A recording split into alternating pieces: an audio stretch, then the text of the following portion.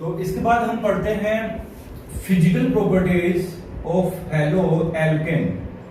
Physical properties जिसमें दो major properties आपको हमेशा ध्यान रखनी है।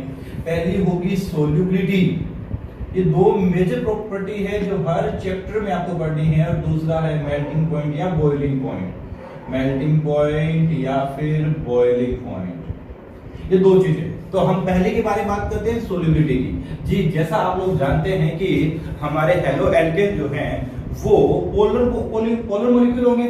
अरे Rx जो है यहाँ पे नेगेटिव चार्ज और यहाँ पे positive charge due to difference of electronegativity. तो फिर ये पोलर है और वाटर भी क्या है, पोलर है। लेकिन ये भी पोलर, अब ध्यान से समझना इस बात को कि ये पोलर होते हुए भी वाटर में स्लाइटली सोल्यूबल होता है। तो ये भी पोलर है और ये भी पोलर है, फिर भी स्लाइटली सोल्यूबल है, फिर भी कम सोल्यूबल है। क्या रीजन है इसका? तो इसका रीजन ये है कि जब हम एल्किल हैलाइड को वाटर में मिलाते हैं, वाटर में डिसॉल्व करने की कोशिश करते हैं, तो वाटर में प्रेजेंट पहले से जो प्रेजेंट होते हैं कौन से बॉन्ड, हाइड्रोजन बॉन्ड, उनको ब्रेक करके जो एनर्जी रिलीज होती है वो बहुत कम होती है। जो ये जो Rx है, ये जो हमारा एल्किल हैलाइड है, वो पहले वाले हाइड्रोजन बॉन्ड को ब्रेक जब करेगा तो वहां से रिलीज होने वाली एनर्जी बहुत कम होती है। और इसी वजह से जो नए बॉन्ड बनते हैं और पुराने वाले बॉन्ड ज्यादा स्ट्रॉन्ग होने वाले बॉन्ड कम स्ट्रॉन्ग होते हैं, और इसी वजह से ही ये क्या होते हैं, आपके एल्किल हैलाइड स्लाइटली सोल्यूबल होते हैं। अदरवाइज पोलर मॉलिक्यूल तो पोलर में सोल्यूबल होता है ना। लेकिन यहाँ पे इस केस का उल्टा केस है, क्योंकि यहाँ के हाइड्रोजन बॉन्ड ज्यादा स्ट्रॉन्ग थे, क्योंकि अब वाटर नए हाइड्रोजन बॉन्ड तो बना नहीं पाएगा, इस वजह से नए बॉन्ड जो होंगे वो इससे वीक होंगे। यही रीजन है। और ये जो Rx हैं वो आपके जो भी आपके ऑर्गेनिक सॉल्वेंट हैं, ऑर्गेनिक सॉल्वेंट के अंदर ये सोल्यूबल होते हैं। ऑर्गेनिक सॉल्वेंट जैसे लाइक बेंजीन, एसीटोन है, इनके अंदर ये सोल्यूबल हो जाते हैं। तो ये तो रही आपकी सोल्यूबिलिटी की बात। अब सोल्यूबिलिटी का एक ऑर्डर पूछा जाता है आप लोगों से, तो सोल्यूबिलिटी के ऑर्डर के बारे में ध्यान से समझना कि वाटर में कोई भी सोल्यूबिलिटी का ऑर्डर ऑर्गेनिक में जरूर पूछा जाता है। और मैं आप लोगों को एक कॉमन बात बताने जा रहा हूं जो आगे आने वाले हर एक टॉपिक में अप्लाई हो जाएगी कि वाटर में जब भी सोल्यूबिलिटी देखनी हो ना, तो जैसे जैसे मॉलिक्यूलर वेट बढ़ेगा, जैसे जैसे मॉलिक्यूलर वेट बढ़ेगा वैसे वैसे सोल्यूबिलिटी जो है वो कम होती जाएगी। ध्यान से समझिएगा, सोल्यूबिलिटी क्या होती जाएगी, कम होती जाएगी। और जैसे जैसे ब्रांचेज बढ़ेगी, जैसे जैसे ब्रांचेज बढ़ेगी, जैसे जैसे ब्रांचेज इंक्रीज होगी, वैसे वैसे सोल्यूबिलिटी भी इंक्रीज होगी। ये मैं सिर्फ बात कर रहा हूँ वाटर की बारे में बात कर रहा हूँ। जब हमें वाटर के अंदर सोल्यूबिलिटी देखनी होती है तो ये एक इंपॉर्टेंट आपका रहेगा और हर एक चैप्टर में जरूर आएगा। नेक्स्ट इसी का बात कर रहे थे मेल्टिंग पॉइंट और बॉइलिंग पॉइंट की। तो कॉमनली मैं बात करना चाहूंगा कि जब भी मॉलिक्यूलर वेट बढ़ेगा तो बॉइलिंग पॉइंट और मेल्टिंग पॉइंट भी इंक्रीज होंगे। और जैसे जैसे ब्रांचेज बढ़ेगी, जैसे जैसे ब्रांचेज इंक्रीज होंगी, बॉइलिंग पॉइंट और मेल्टिंग पॉइंट भी डिक्रीज होंगे। ये बात ध्यान रखना जरूर कि जैसे जैसे मॉलिक्यूलर वेट बढ़ेगा वैसे बॉइलिंग पॉइंट तो बढ़ेंगे लेकिन सोल्यूबिलिटी कम होगी। अगर ब्रांचेस बढ़ेंगी तो बॉइलिंग पॉइंट कम होगा और सोल्यूबिलिटी ज्यादा होगी।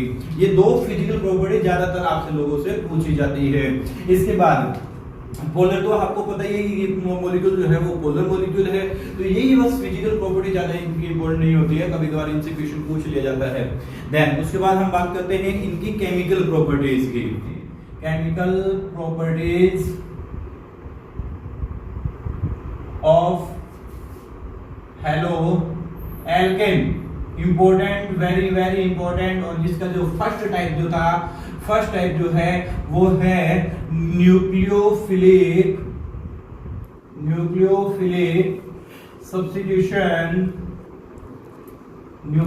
Substitution reaction. Very very very very important, ध्यान रखना, बहुत ज्यादा इंपॉर्टेंट है। Point of 12th exam and point of view आपके जितने भी मेडिकल एंट्रेंस एग्जाम है या फिर आईआईटी एग्जाम है, उन सब में इससे जरूर क्वेश्चन पूछे जाते हैं, काफी इंपॉर्टेंट है इन सब के लिए। तो न्यूक्लियोफिलिक सब्स्टिट्यूशन के बारे में बात हो रही है और ये बात ध्यान रखना कि nucleophilic substitution reaction acid derivatives and halo alkane की कैरेक्टरिस्टिक्स रिएक्शन होती है न्यूक्लियोफिलिक सब्स्टिट्यूशन रिएक्शन। तो ध्यान से समझना, सिंपल सा टाइप है इसका, बहुत ही सिंपल टाइप कि ये आपके पास RX और इसके साथ कोई भी न्यूक्लियोफाइल यहाँ पे होगा पॉजिटिव चार्ज और यहाँ पर होगा नेगेटिव चार्ज। पार्शियल बोल रहा हूं इसे, आंशिक पॉजिटिव चार्ज होगा, आंशिक नेगेटिव चार्ज होगा। ये जो नेगेटिव है वो इस पे अटैक करेगा और ये हैलोजन जो है वो यहां से निकल जाएगा और यहां से प्रोडक्ट जो बनेगा वो इसके साथ न्यूक्लियोफाइल लगा रहेगा और X नेगेटिव की फॉर्म में बाहर निकल गया। ये होती है न्यूक्लियोफिलिक सब्स्टिट्यूशन रिएक्शन। अब इसमें हम अलग अलग बात कर लेते हैं, एक बार के लिए ध्यान से समझना इस बात को कि ये आपका RF है, हेलो फ्लोरो एल्केन है और इसके साथ अगर कोई न्यूक्लियोफाइल आकर इस पे अटैक करना चाह रहा है तो ये F तो यहां से हट जाएगा और ये इस पे आके अटैक कर जाएगा, तो ये वाली रिएक्शन हो जाती है, ठीक है। और अगर यहाँ पे हो, मैं एक बार रिएक्टिविटी के बारे में बात करना चाहूंगा, तो ये न्यूक्लियोफाइल, तो ये वाला आई मतलब आयोडाइड यहाँ से हटेगा और न्यूक्लियोफाइल इस पे आके अटैक करेगा। अब आप लोग इतना तो जानते ही हैं कि इन दोनों में से जल्दी रिएक्शन कौन करेगा उसके बारे में बात हो रही है कि इस मतलब फ्लोरो एल्केन ज्यादा जल्दी रिएक्शन करेगा या आयोडो एल्केन ज्यादा रिएक्शन करेगा। तो ध्यान से समझना, ये बॉन्ड जो है वो स्ट्रोंगर बॉन्ड होता है, स्ट्रोंगर बॉन्ड, ये स्ट्रोंगर बॉन्ड होता है तो लेस रिएक्टिव है, लेस रिएक्टिव, कम रिएक्टिव होता है। जबकि ये बॉन्ड लेंथ ज्यादा है ना, स्ट्रोंगर बॉन्ड है, क्योंकि बॉन्ड लेंथ कम है इसलिए स्ट्रोंगर बॉन्ड है। ये वीकर बॉन्ड होता है, वीकर क्यों होता है भाई, क्योंकि यहाँ पे बॉन्ड लेंथ ज्यादा है, वीकर बॉन्ड इसलिए मोर रिएक्टिव है, ये आपका मोर रिएक्टिव होगा। आप ये भी कह सकते हैं कि R मतलब आयोडाइड जो है I- वो वीकर बेस है, वीकर बेस है, क्योंकि ये स्ट्रोंगर एसिड से आया है। आप जब लोग आप पढ़ते हैं HI तो HI H+ देगा और आयोडाइड माइनस में करता होगा, ठीक है। तो ये एसिड होता है और HI इज स्ट्रोंगर एसिड और ये स्ट्रोंगर एसिड है, तो इससे जो कॉन्जुगेट बेस मिलता है, कॉन्जुगेट बेस वो मिलता है वीक। वो कैसा मिलता है, वीक। तो ये आपके पास वीकर बेस है, तो मैं ये कह सकता हूं सिंपली लैंग्वेज में कि weaker base is a better leaving group, weaker base is a better leaving group, better leaving group. ये यहाँ पे ये फ्लोरीन लिविंग ग्रुप है, छोड़ के जाने वाला, ये आयोडीन यहाँ पे लिविंग ग्रुप है, ये छोड़ के जाने वाला। जो वीकर बेस होते हैं वो बेटर लिविंग ग्रुप होते हैं। तो इसी के साथ ये रिएक्शन अपनी कंप्लीट होती है। मैंने आपको ये इसका ऑर्डर बता दिया। हमेशा ध्यान रखना कि न्यूक्लियोफिलिक सब्स्टिट्यूशन रिएक्शन में जो रिएक्टिविटी का ऑर्डर होगा वो ये वाले रहने वाला है कि फ्लोराइड से ज्यादा क्लोराइड रिएक्शन शो करेंगे, क्लोराइड से ज्यादा ब्रोमाइड रिएक्शन शो करेंगे और ब्रोमाइड से ज्यादा आयोडाइड रिएक्शन शो करेंगे। तो ये आपके रिएक्टिविटी ऑर्डर रहने वाला है, रिएक्टिविटी ऑर्डर।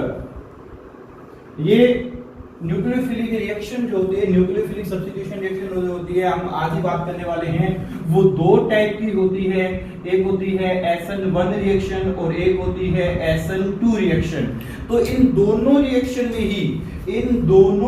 में ही जो रिएक्टिविटी ऑर्डर रहने वाला है हेलो एल्केन का, वो यही रहने वाला है, वो यही रहने वाला है, ठीक है। हमेशा RI ये न्यूक्लियोफिलिक रिएक्शन जो है, सब्स्टिट्यूशन रिएक्शन जो है वो ज्यादा शो करता है।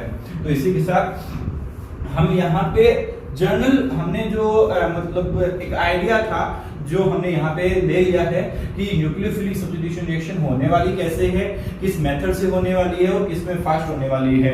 अब हम इनके टाइप्स के बारे में बात करने वाले हैं और बहुत ज्यादा इंपॉर्टेंट टाइप होते हैं न्यूक्लियोफिलिक सब्स्टिट्यूशन रिएक्शन के SN1 और SN2 रिएक्शन। बहुत ज्यादा इंपॉर्टेंट है ये चीज। हाँ जी, तो न्यूक्लियोफिलिक सब्स्टिट्यूशन रिएक्शन के बारे में बात हो रही है। न्यूक्लियोफिलिक सब्स्टिट्यूशन रिएक्शन जैसे मैंने आपको बताया बहुत ही इंपॉर्टेंट है। इसके दो टाइप होते हैं, SN1 एंड SN2 टाइप की दो रिएक्शंस होती है। देखिएगा हम पहला टाइप ले रहे हैं इसका SN1 reaction, unimolecular nucleophilic substitution reaction. ये नाम यहाँ से उल्टा पढ़ देंगे इसे, यूनिमोलिकुलर न्यूक्लियोफिलिक सब्स्टिट्यूशन रिएक्शन। तो ये यूनिमोलिकुलर न्यूक्लियोफिलिक सब्स्टिट्यूशन रिएक्शन होती है। मैं आपको इसके बारे में कुछ बातें लिख रहा हूं, अभी उन सब बातों को हम एक्सप्लेन कर चुके होंगे कि ऑर्डर ऑफ रिएक्शन जो होता है इस रिएक्शन का, ऑर्डर ऑफ रिएक्शन जो होता है वो 1 होता है। ऑर्डर ऑफ रिएक्शन जो इस SN1 की जो रेट होती है, रेट ऑफ रिएक्शन वो डिपेंड करती है ओनली सब्सट्रैक्ट पर, वो डिपेंड करती है ओनली सब्सट्रैक्ट की पावर 1 पर, ठीक है। और ये जो रिएक्शन है यूनिमोलिकुलर न्यूक्लियोफिलिक सब्स्टिट्यूशन रिएक्शन वो 2 स्टेप्स में कंप्लीट होती है, कंप्लीट इन 2 स्टेप्स। हम इन सब बातों को भी पढ़ने वाले हैं, कंप्लीट इन 2 स्टेप्स। ये 2 स्टेप्स में अपने कंप्लीट होने वाली है। चलिए हम बात करते हैं यूनिमोलिकुलर न्यूक्लियोफिलिक सब्स्टिट्यूशन रिएक्शन की। तो यहाँ हम एक एग्जांपल ले लेते हैं। हमने एग्जांपल सपोज दैट ये वाला कंसीडर किया है, ये वाला एग्जांपल, ये हेलो एल्केन हमने कंसीडर किया है। ये टर्शियरी ब्यूटाइल क्लोराइड हमने यहाँ पे कंसीडर किया है और इसकी रिएक्शन हम H2O से करवाने वाले हैं। किससे करवाने वाले हैं? H2O से करवाने वाले हैं। तो इसी रिएक्शन की मैकेनिज्म देखते हैं, इसे क्या प्रोडक्ट मिलता है, इसकी मैकेनिज्म के बारे में बात कर लेते हैं। इसकी रिएक्शन की मैकेनिज्म, तो इस रिएक्शन में मैंने जैसा आपको बताया कि इसके 2 स्टेप्स होते हैं। तो स्टेप फर्स्ट जिसे बोलते हैं फॉर्मेशन ऑफ कार्बोकैटायन। तो फॉर्मेशन ऑफ कार्बोकैटायन में क्या होता है कि सबसे पहले यहाँ पे जो क्लोराइड है वो इस बॉन्ड को छोड़कर चला जाता है और Cl- की फॉर्म में अलग हट जाता है और यहाँ पे बन जाता है कार्बोकैटायन। देखिएगा ध्यान से, ये 3 डिग्री कार्बोकैटायन है, तो ये कार्बोकैटायन ज्यादा स्टेबल है। अब सेकंड जो इसका पार्ट होता है, मतलब स्टेप सेकंड जो होता है, वो स्टेप जो है वो होता है अटैक ऑफ न्यूक्लियोफाइल।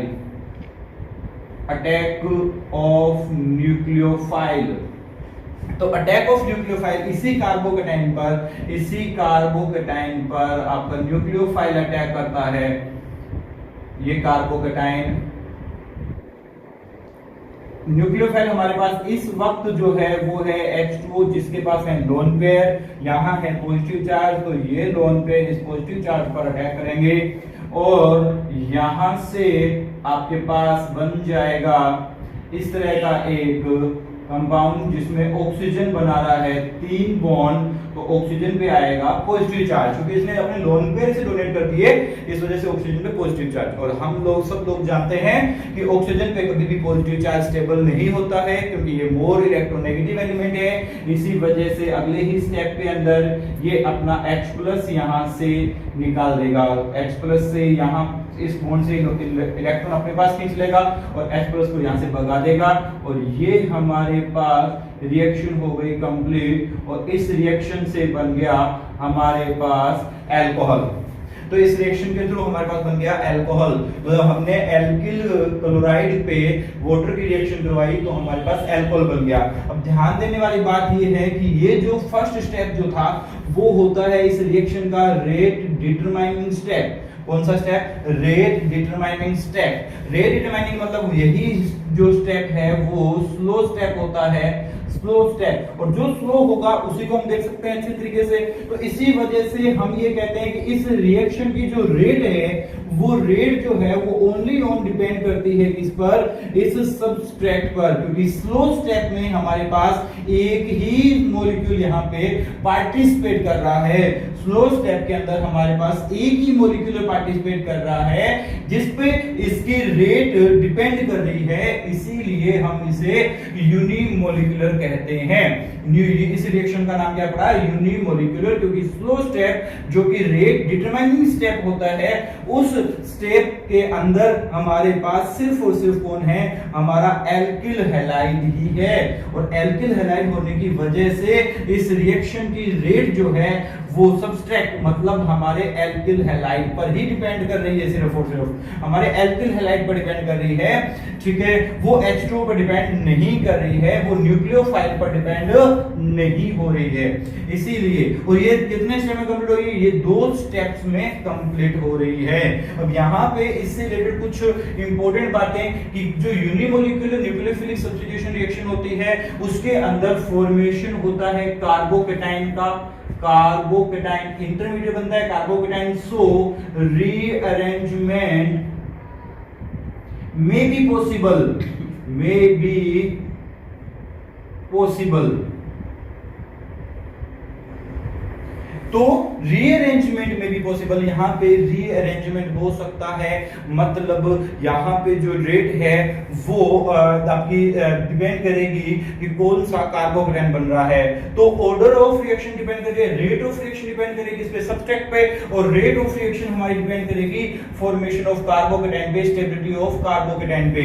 तो हमारे पास यूनिमोलिक्यूलर जो न्यूक्लियोफिलिक सब्स्टिट्यूशन रिएक्शन है उसमें हमारे पास जो रेट है रिएक्शन रेट वो डिपेंड कर रही होगी इस कार्बोकेटाइन पर। तो हम कह सकते हैं कि रिएक्टिविटी ऑफ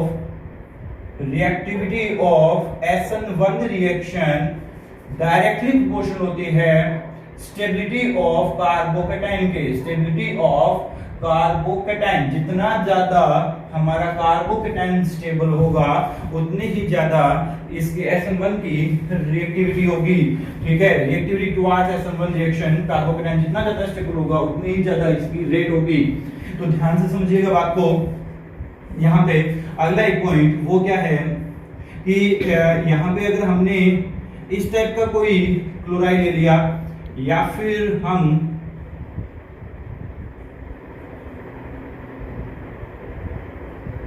इस टाइप का सेकेंडरी क्लोराइड ले लिया,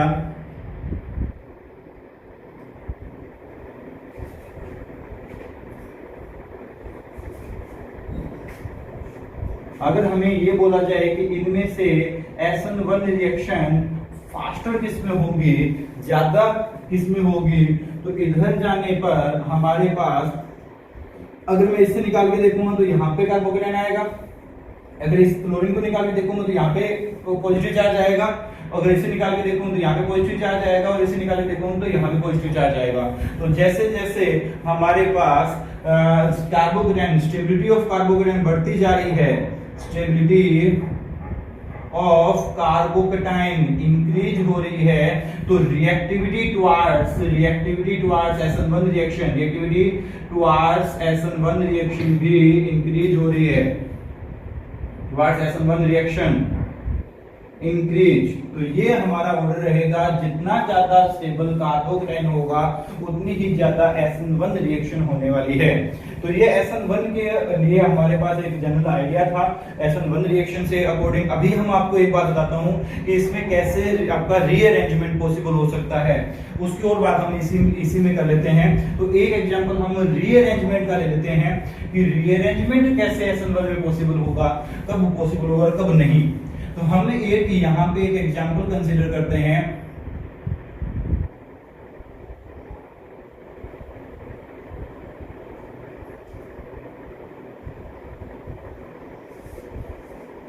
और इसके साथ हम एथेनॉल जोड़ेंगे।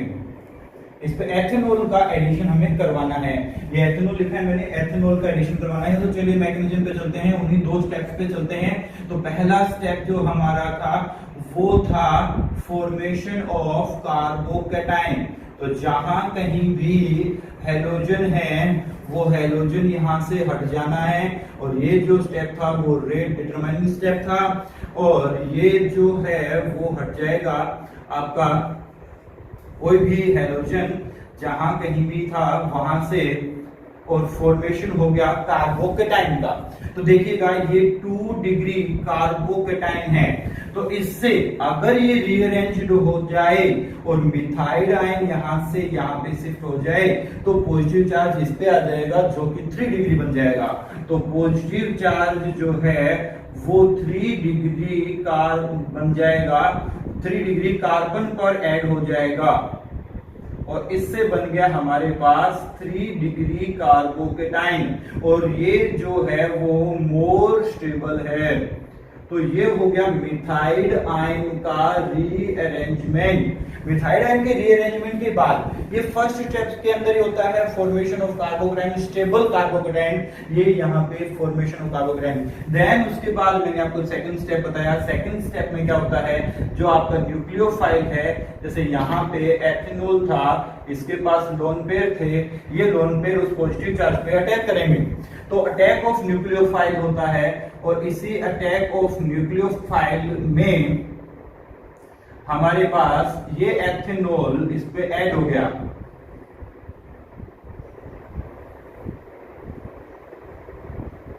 इस ET का मतलब इथाइल है, इस ET का मतलब क्या है, इथाइल। ठीक है, अब ये पॉजिटिव चार्ज ऑक्सीजन पे है, अच्छा लगेगा नहीं, ये H+ यहां से रिमूव हो जाएगा, H+ यहां से रिमूव हो गया और आपके पास इस तरीके से बन गया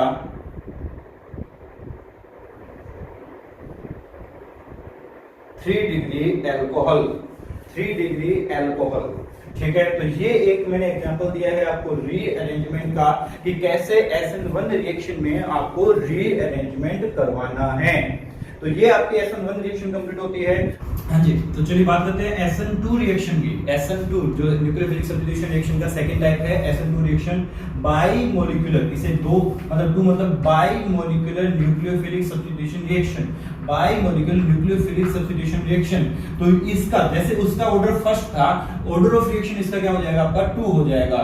ये जो रेट है वो दो चीजों पर डिपेंड कर रही होगी, आपके सब्सट्रेट पे भी डिपेंड करेगी इस बार, और रिएजेंट पर भी डिपेंड करेगी। जैसे SN1 में सिर्फ और सिर्फ जो हमारा रेट ऑफ रिएक्शन था वो डिपेंड कर रहा था सब्सट्रेट पे, और इसीलिए हमने उसका ऑर्डर ऑफ रिएक्शन में क्या बताया था, 1 बताया था।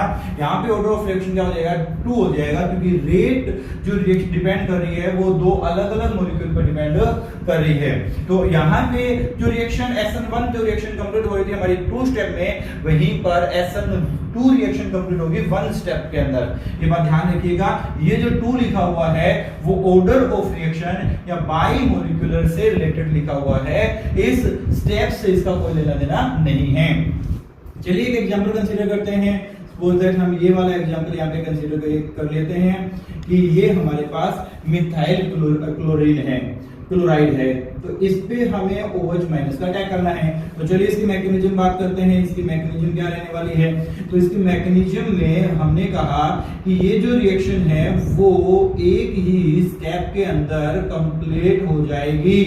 मतलब हमारा ये होगा कि जैसे पहले उस SN1 रिएक्शन में पहले क्लोराइड इसे छोड़ के जा रहा था, देन उसके बाद आपका न्यूक्लियोफिलिक अटैक कर रहा था, लेकिन यहाँ पे जैसे ये छोड़ के जा रहा है, इसी के साथ साथ ही न्यूक्लियोफाइल इस पे अटैक करेगा, और यही इसका स्लो स्टेप होता है, यही रेट डिटरमाइनिंग स्टेप होता है, यही स्लो स्टेप है और यही इसका रेट डिटरमाइनिंग स्टेप है। तो इसमें हमारे पास एक ट्रांजिशन स्टेट बन जाती है, और वो ट्रांजिशन स्टेट इस तरीके से बनती है कि हमारे पास ऐसा लगता है कि OH यहां से अटैक कर रहा है और Cl इसे छोड़ के जा रहा है। दोनों स्टेप एक साथ एक जैसे कंप्लीट होते हैं, ये इसे छोड़कर जा रहा होगा और ये इस पे अटैक कर रहा होगा। जाहिर सी बात है, जिस रास्ते से ये छोड़कर जा रहा है उस रास्ते से तो वो अटैक करने वाला है नहीं, वरना तो एक दूसरे की टक्कर हो जाएगी। तो वो क्या करता है, जैसे ये छोड़ के जा रहा है इसके बैक साइड से आके इस पे अटैक करता है।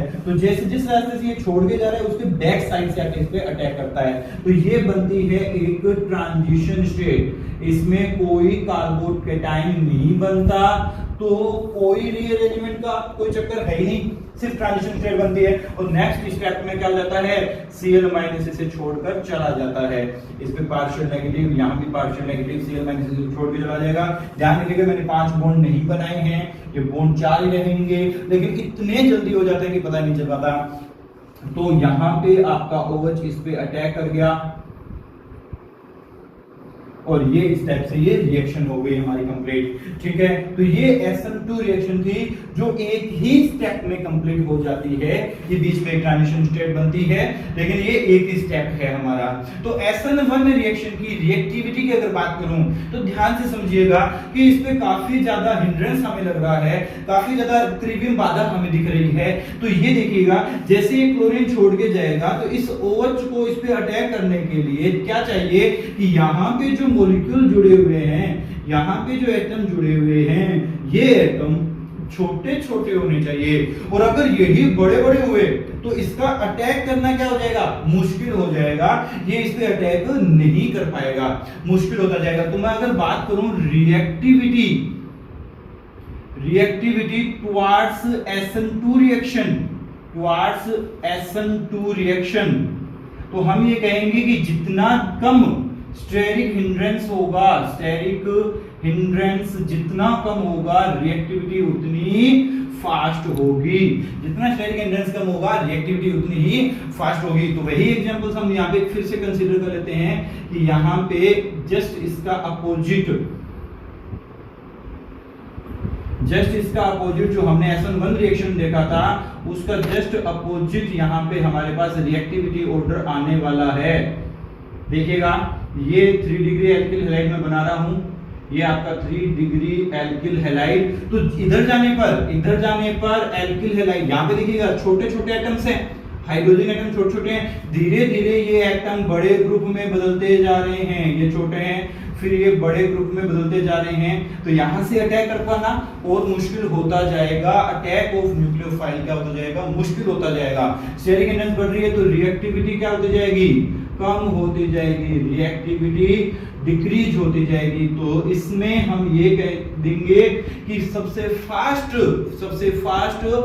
कौन रिएक्शन देगा, SN2 reaction, 1 degree alkyl halide. 1 degree alkyl halide fast reaction देता है, जबकि 2 डिग्री या 3 डिग्री एल्किल हैलाइड कम रिएक्शन देता है, SN2 रिएक्शन। लेकिन इसका जस्ट अपोजिट था SN1 में। तो अगर हम बात कर लें इन दोनों रिएक्शन की एक साथ, चलिए एक बार वो मैं आपको रिवाइज करवा देता हूं कि ऑर्डर ऑफ रिएक्शन यहाँ पे 2 है। क्यों 2 है?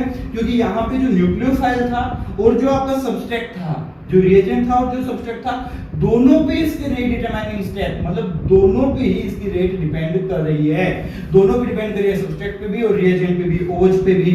ये कैसा होगा, ये छोटा है, बड़ा है, कैसा है, इस पर भी इस पे डिपेंड कर रही है और इस पर भी ये डिपेंड कर रही है। तो दोनों पे डिपेंड होने की वजह से इसे कहा जाता है by molecular nucleophilic substitution reaction.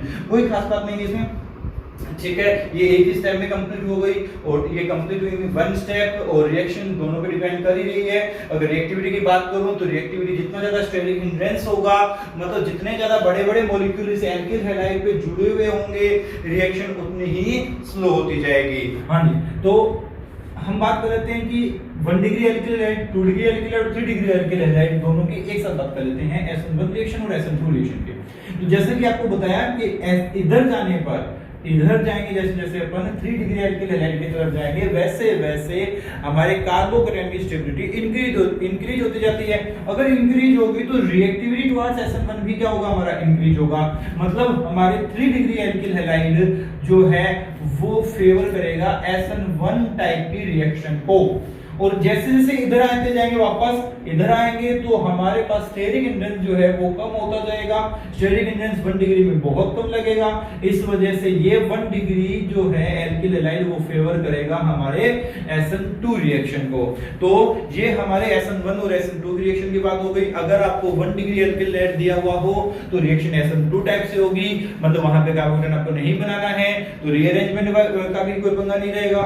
लेकिन अगर 3 डिग्री एल्किल हैलाइड दे रखा है या फिर स्टेबल कार्बोकेटायन बन रहा है, जैसे कि बेंजाइलिक कार्बोकेटायन बन रहा हो, तो फिर हमें क्या करवाना है, SN1 टाइप से ही रिएक्शन को करवाना है। अगर हमें बेंजाइलिक या फिर कोई स्टेबल कार्बोकेटायन का फॉर्मेशन अगर वहां पे हो रहा है तो आपको रिएक्शन प्रीफर करनी है SN1 रिएक्शन। तो चलिए देन उसके बाद हम इन दोनों रिएक्शंस के बारे में कंपैरिजन कर लेते हैं कि क्या क्या कुछ था, एक साथ दोनों के बारे में हम बात कर लेते हैं जो इसके बहुत ज्यादा इंपॉर्टेंट है। कई बार यहाँ पे हमसे SN1 और SN2 रिएक्शन के डिफरेंस पूछता है, SN1 एंड SN2 रिएक्शन के डिफरेंसेस हमसे पूछा जाते हैं। तो चलिएगा ध्यान से समझिएगा इस बात को कि SN1 रिएक्शन जो था उसमें पहला था कि रेट ऑफ रिएक्शन, यहाँ पे बात करते हैं रेट ऑफ रिएक्शन।